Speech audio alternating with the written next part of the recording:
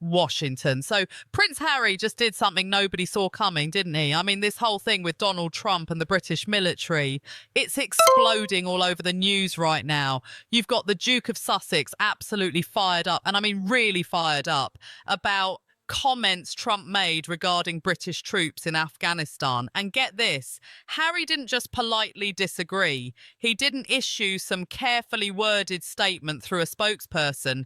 No, he came out swinging. He called Trump's claims appalling. Appalling. That's not a word you throw around lightly, especially when you're talking about a former president of the United States.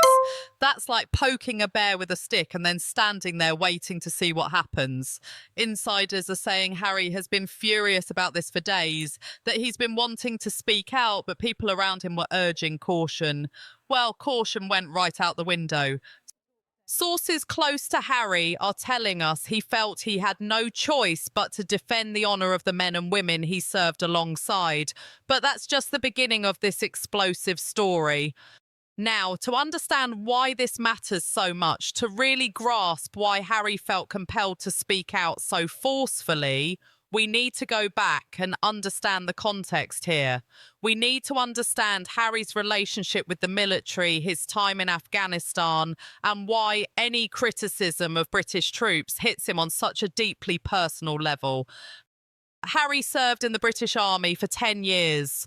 10 years. This wasn't some ceremonial role where he showed up for photo opportunities and then went back to the palace for tea.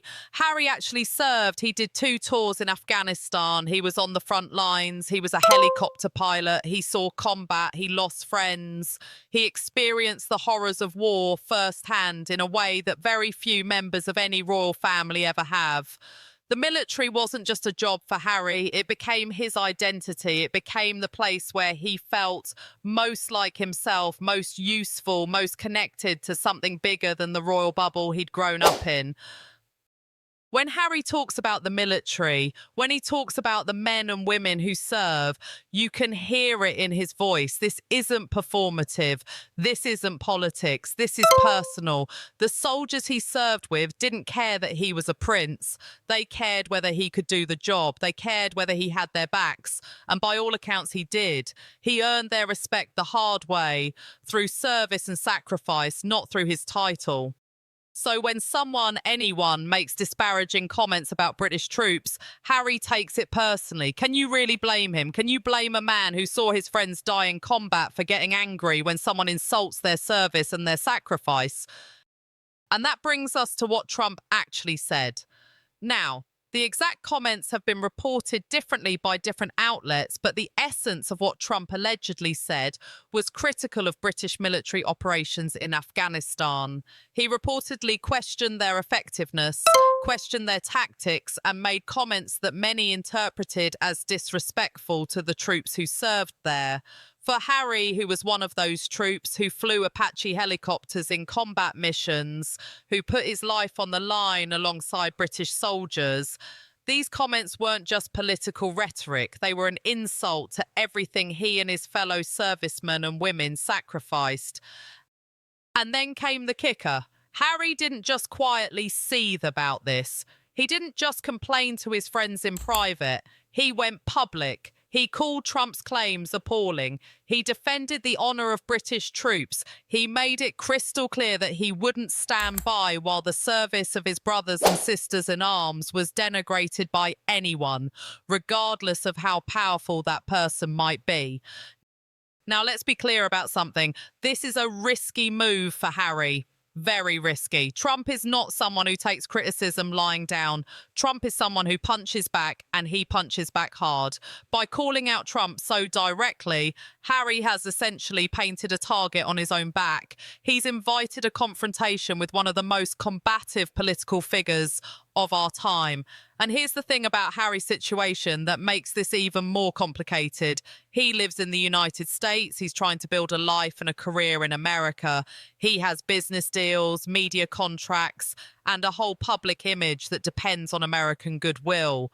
Going after Trump, who still commands enormous support among a large portion of the American public, is not exactly a smart business move, is it? But Harry did it anyway. And that tells you something about how strongly he feels about this. That tells you that for Harry, some things are more important than business calculations and public relations strategies. The honour of the troops he served with is one of those things. The reaction to Harry's comments has been swift and divided. On one side, you have veterans and military families praising Harry for standing up for the troops. They appreciate that someone with his platform is willing to defend the service and sacrifice of military personnel.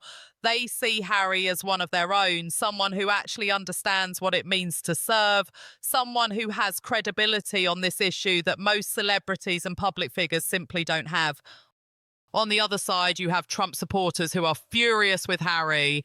They see him as a foreigner meddling in American politics. They see him as an ungrateful guest who should keep his opinions to himself. They point out that Harry gave up his royal duties, left his own country, and now has the audacity to criticize American political figures while living on American soil.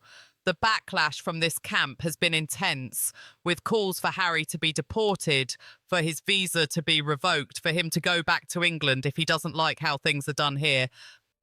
But wait, it gets worse, because this isn't happening in a vacuum. This is happening at a time when Harry's relationship with the United States government is already complicated. There have been ongoing questions about his visa status, about whether he was fully truthful on his visa application, regarding past drug use that he admitted to in his memoir.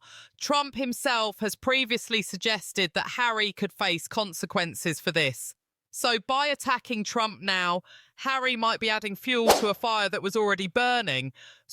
Sources close to Harry are saying he knew the risks when he spoke out. He knew he was potentially making his own situation more difficult. But he felt that staying silent would be a betrayal of everything he stands for, a betrayal of the soldiers he served with, a betrayal of the values he claims to hold dear. Whether you agree with Harry or not, you have to admit that takes a certain kind of courage, or maybe a certain kind of recklessness. The line between the two isn't always clear, is it? And here's what they're not telling you. Behind closed doors, there are reportedly serious discussions happening about what this means for Harry's future in America. Some advisors are warning him that he's playing with fire, that antagonizing Trump could have real consequences for him and his family. Others are encouraging him to stand firm, to not back down, to use his platform to speak truth to power regardless of the personal cost. Meghan, according to sources, is conflicted. She supports Harry's right to speak out, but she's also acutely aware of how this could affect their business interests and their standing in American society. The tension in their Montecito home is reportedly thick. This isn't just a political disagreement for the Sussexes. This is a decision that could shape their entire future. Do they continue to speak out on issues they care about, even when it's risky? Or do they play it safe, keep their heads down, and focus on protecting what they've built? Now, let's talk about the military community's response, because that's really at the heart of this story. Veterans groups in both the UK and the US have been weighing in, and the response has been overwhelmingly supportive of Harry. These are people who understand what it means to serve. These are people who have also sacrificed for their countries. And they're standing with Harry because they recognise that when you attack the troops, you attack all of them. One British veteran who served alongside Harry in Afghanistan was quoted as saying that Harry has always had the backs of his fellow soldiers, and now they have his. Another veteran pointed out that Harry didn't have to serve. He could have stayed in the palace, lived a life of luxury, never put himself in harm's way, but he chose to serve. He chose to be part of something bigger than himself, and that earns him the right to speak on behalf of his fellow veterans. The military brotherhood and sisterhood is something that civilians sometimes struggle to understand.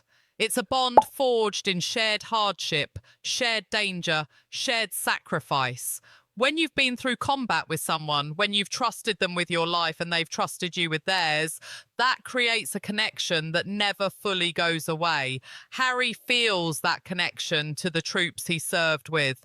And when someone attacks them, he feels it as an attack on his own family. And that's really what this is about, isn't it? It's about family, not the royal family that Harry has such a complicated relationship with, but his military family, the brothers and sisters in arms who accepted him not as a prince, but as a soldier, the people who saw him at his best and his worst, who shared meals and jokes and fear and grief with him.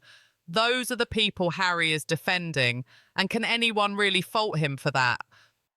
The political implications of this clash are significant. Trump has made it clear in the past that he's not a fan of Harry or Meghan. He's called Harry whipped. He's suggested that the Queen should have stripped Harry of his titles. He's criticised Meghan repeatedly. So there's already bad blood here. Harry's latest comments are only going to intensify that animosity. And if Trump returns to power, which is a very real possibility, what does that mean for Harry? What does it mean for his ability to live and work in the United States? What does it mean for his visa status, his business dealings, his entire American life? These are questions that Harry must be asking himself. These are risks that he must be weighing. And yet he spoke out anyway. That tells you either that Harry has more courage than sense, or that some principles are worth fighting for, regardless of the personal cost. Forget the politics for a second. This whole thing is really about something much deeper. It's about honour. It's about loyalty. It's about what it means to stand up for the people who have stood with you. Harry could have stayed quiet. He could have let Trump's comments slide, calculating that it wasn't worth the risk to respond. But he didn't. He couldn't. Because for Harry, the honour of the troops he served with isn't negotiable. It's not something he's willing to trade for personal comfort or business success.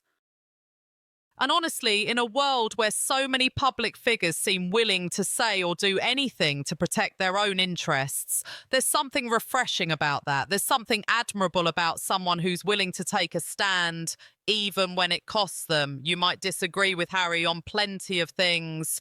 You might think he's made terrible decisions in his personal life. You might think he's a hypocrite or a whiner or a spoiled prince who doesn't know how good he's had it.